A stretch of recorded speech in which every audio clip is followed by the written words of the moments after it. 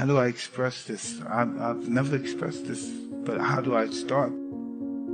I was never able to understand the concept of greatness.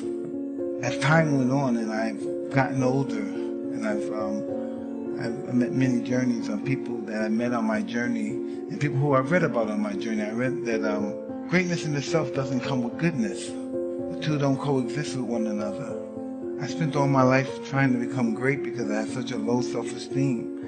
And I realized late in life, well, I'm saying 47, but late in my life, that all great men are not good men. And then so I tried to embark on a whole different career and try to become good. But what's the concept of good? Being a floor mat, I never understood the concept of good. And the concept of good is pretty much then, I must be a politician, because politicians are always striking for goodness and always trying to win votes from people. And only reason that we win votes because they believe that we're good. So how do we live in those two dimensions at once?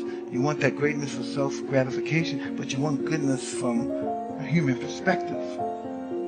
And I really had no idea, no clue how do I juggle both of them and be in harmony.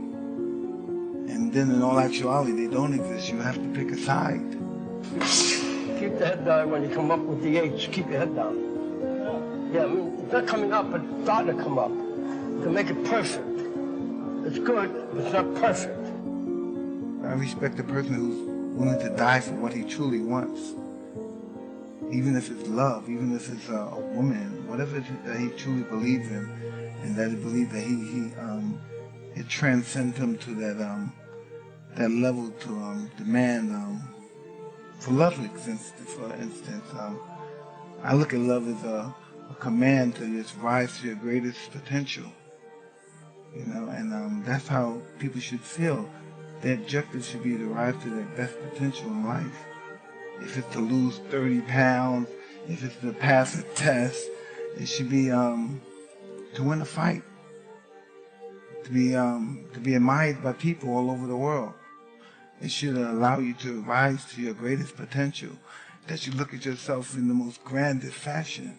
The value of history is not necessarily scientific but moral.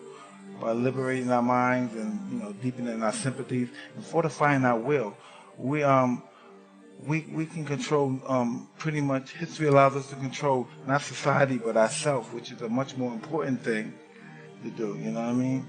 And it would allow us to pretty much meet the future more so than foretell it. And for that reason alone, that we always have to, in order to predict the future, we have to always look through the past, because very rarely does time not repeat itself, and it always will repeat itself.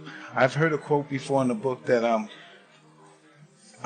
we would be fools to think historically that the past is us in funny clothes, but the past is us in funny clothes, and that's truly what it is. That's somebody that really said a really profound statement, but he misquoted what he was saying. He must have been saying it backwards, because that's really what the past was. It's just us in funny clothes in different times. That's really what it is. Is boxing for you really about revenge? No, it's just that, I never take my losses personal, because I didn't take it personal. I'm not trying to even the score. I'm moving on to other places, which are probably dark and places I've never been before, but I'm not afraid to go there. I'm not afraid to lose in life. I'm not afraid to do anything. I won't do anything. Matter of fact, I won't do anything. Matter of fact, like my show, there's nothing I would do unless I have a possibility of being humiliated. If I can't be humiliated, if I fail, I don't want to do it. Because only by doing that, I would rise to my highest potential. Because when I succeed, I truly succeed.